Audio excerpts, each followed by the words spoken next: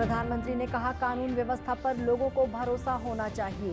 हरियाणा के सूरजकुंड में गृह मंत्रियों के 2 दिन का चिंतन शिविर। छत्तीसगढ़ में 1 नवंबर से शुरू होगी धान खरीदी। मुख्यमंत्री ने कहा, अब तक 85% बारदाने की व्यवस्था पूरी।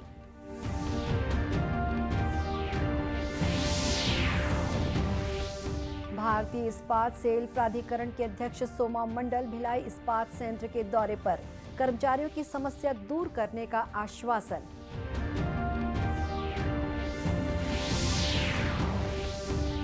और उत्तर भारतीयों की लोक आस्था व सूर्योपासना का महापर्व छठ नहाय खाए के साथ आज से शुरू।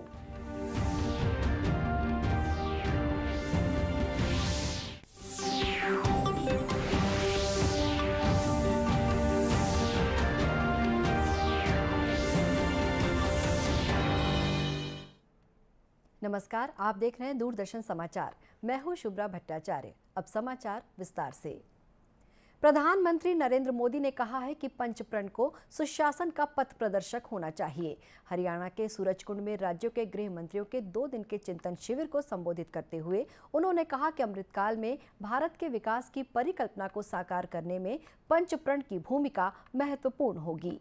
श्री मोदी ने कहा कि संविधान के अनुसार कानून और व्यवस्था हालांकि राज्यों की जिम्मेदारी है, लेकिन इनका संबंध देश की एकता और अखंडता से भी है। उन्होंने कहा कि समूची कानून व्यवस्था विश्वसनीय होनी चाहिए और लोगों का कानून पर भरोसा होना भी महत्वपूर्ण है।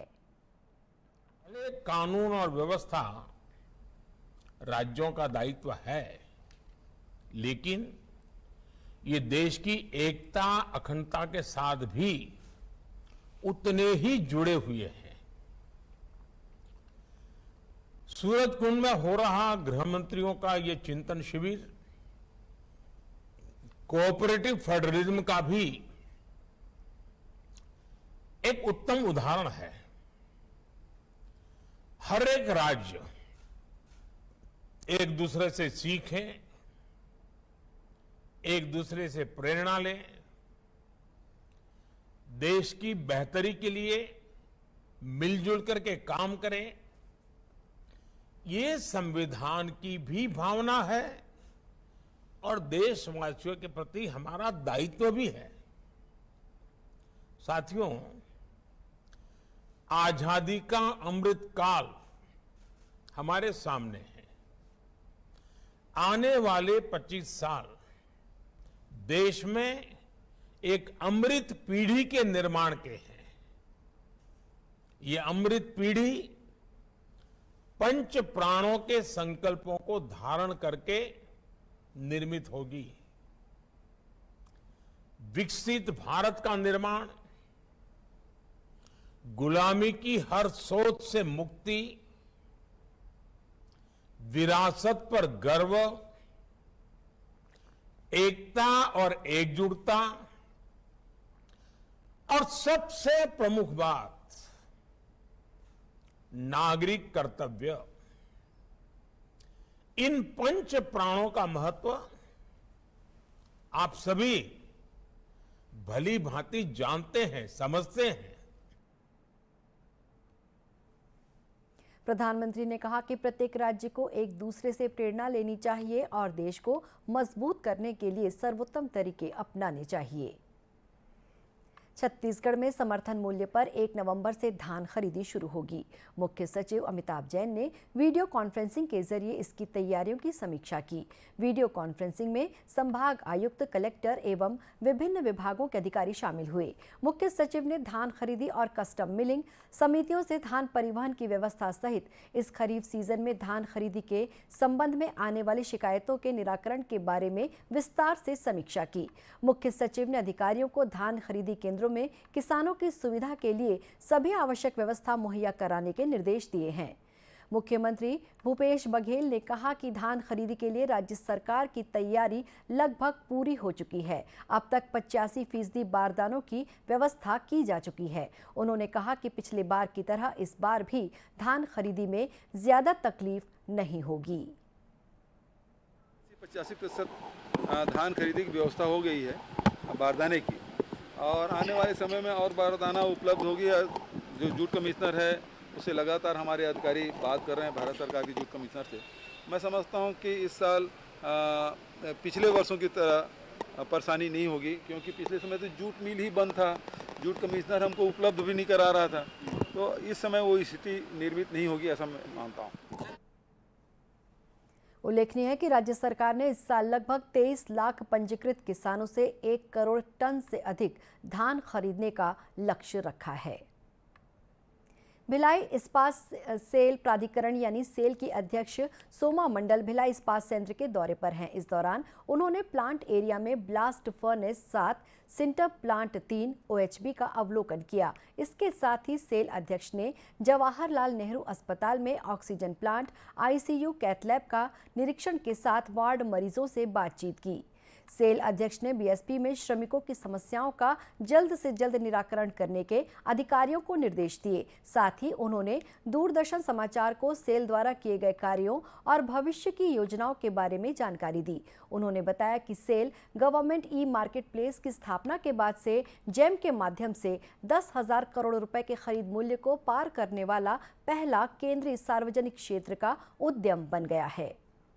हम कोई भी खरीदारी जो कर सकते हैं, हम लोग का अल्टीमेट एम है हम कैसे वहाँ पूरा खरीदारी करें। उसके लिए हम लोग का कुछ टेक्निकल इश्यूज है जो हम जेम के साथ टेकअप कर रहे हैं। जेम भी उनके तरफ से हमारा पूरा सपोर्ट दे रहा है, उसका सॉल्यूशंस निकाल रहे हैं। तो अल्टीमेट एम है कि जो भी गुड्स एंड सर्विसेज हम प्रोक्योर कर सकते हैं जेम से, वो हम करेंगे। इस दौरान सेल अध्यक्ष ने भिलाई इस्पात संयंत्र के अधिकारियों और कर्मचारियों से बातचीत कर संयंत्र की पूरी जानकारी ली। छत्तीसगढ़ के बस्तर क्षेत्र में नक्सल उन्मूलन की दिशा में बस्तर पुलिस अपनी महत्वपूर्ण भूमिका निभा रही है। पुलिस के जवान धीरे धीरे गांव के लोगों का भरोसा जीतने में कामयाब हो रहे हैं। इसी का परिणाम है कि अब ग्रामीण भी उन तक पहुंचकर अपनी समस्याएं बताने लगे हैं, जिसका समाधान जिला प्रशासन के माध्यम से पुलिस विभाग द्वारा कराया जा रहा है।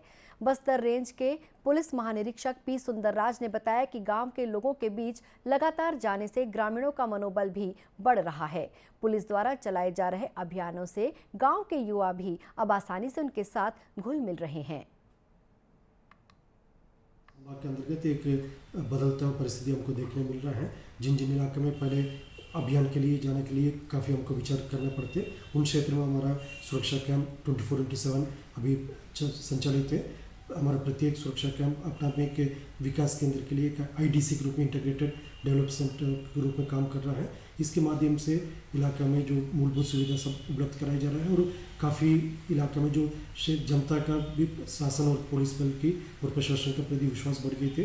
पहले जैसा जिस इलाके में हम लोग अभियान के जाते समय सुरक्षा बल को देखकर ग्रामीण थोड़ा संकोच करते या इलाका छोड़कर चले जाते जंगल में, लेकिन उन इलाकों में भी ग्रामीण द्वारा सुरक्षा बल से संपर्क कर रहे हैं, पुलिस से संपर्क करके अपना समस्या से अवगत करा रहा है।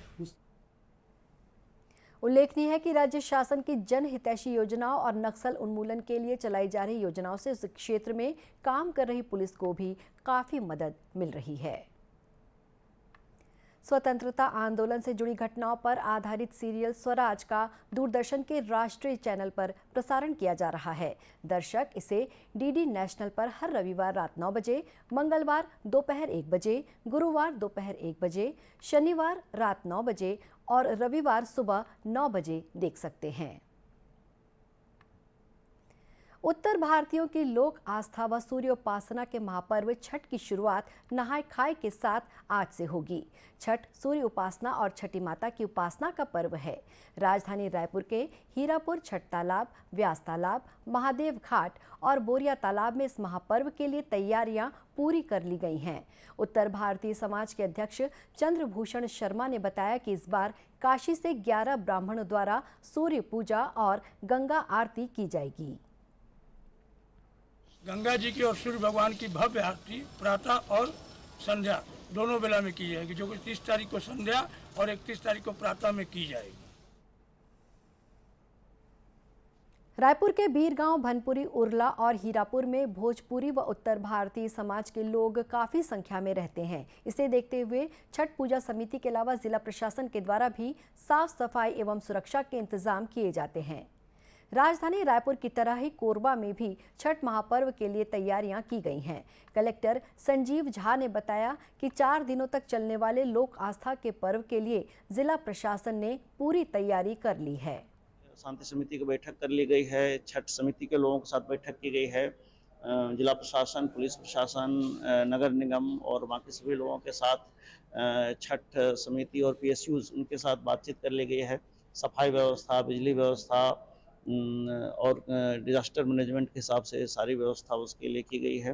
घाटों का निरीक्षण भी करवा लिया गया है। 28 तारीख से 5 दिन का ये त्यौहार होता है। 28 तारीख से शुरुआत होगी और 30 और 31 को मुख्य कार्यक्रम होगा जो घाट पे होते हैं।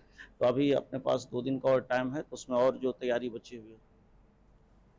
नगर निगम कोरबा के महापौर राजकिशोर प्रसाद ने बताया कि श्रद्धालुओं की मांग के अनुरूप घाट में अन्य सुविधाएं भी बढ़ाई जा रही हैं। सफाई व्यवस्था को भी देखते हैं। उसके बाद छठ के दिन वहाँ पर लाइट की व्यवस्था और भी पुताई वगैरह का या किसी भी तरह का कोई भी जैसे वहाँ के लोग सजेस्ट करते हैं उसको निगम की तरफ से तत्काल उपलब्ध कराने के लिए हम अधिकारियों को हमने निर्देश दिया है। बालकों में भी बहुत सारा, क्योंकि यहाँ का बालको घाट बहुत लंबा चौड़ा है, तो यहाँ भी काम कुछ ज़्यादा है, तो यहाँ हम बालको अधिकारियों को भी निर्देशित किए हैं। इस महापर्व के दौरान छठी मैया का व्रत किया जाता है। एक समय का भोजन करने के बाद व्रत की शुरुआत होगी। छठ पर्व के दूसरे दिन खरना, तीसरे दिन अस्ताचलगामी सूर्य को अर्घ्य दिया जाता है, चौथे दिन उगते सूर्य को अर्घ्य दिया जाता है और चौथे दिन के अर्घ्य के साथ व्रत का पारण किया जाता है। दूरदर्शन केंद्र रायपुर से प्रसारित होने वाले प्रादेशिक समाचार को आप YouTube पर भी देख सकते हैं। हमारे YouTube channel Chhattisgarh DD news पर प्रादेशिक समाचार उपलब्ध रहेगा। YouTube चैनल का लिंक और QR कोड आप स्क्रीन पर देख सकते हैं। अपने एंड्रॉयड फ़ोन से QR कोड स्कैन कर आप छत्तीसगढ़ DD न्यूज़ लिंक पर जा सकते हैं। इसके अलावा छत्तीसगढ़ DD न्यूज़ फेसबुक और ट्विटर पर भी उपलब्ध है। अंत में मुख्य समाचार एक बार फिर से। प्रधानमंत्री ने कहा, कानून व्यवस्था पर लोगों को भरोसा होना चाहिए। हरियाणा के सूरजकुंड में गृह मंत्रियों के 2 दिन का चिंतन शिविर। छत्तीसगढ़ में 1 नवंबर से शुरू होगी धान खरीदी। मुख्यमंत्री ने कहा, अब तक 85% बारदाने की व्यवस्था पूरी।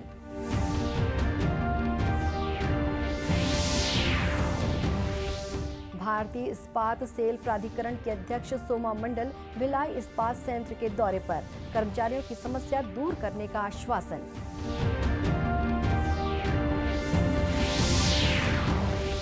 और उत्तर भारतीयों की लोक आस्था व सूर्योपासना का महापर्व छठ नहाय खाए के साथ आज से शुरू।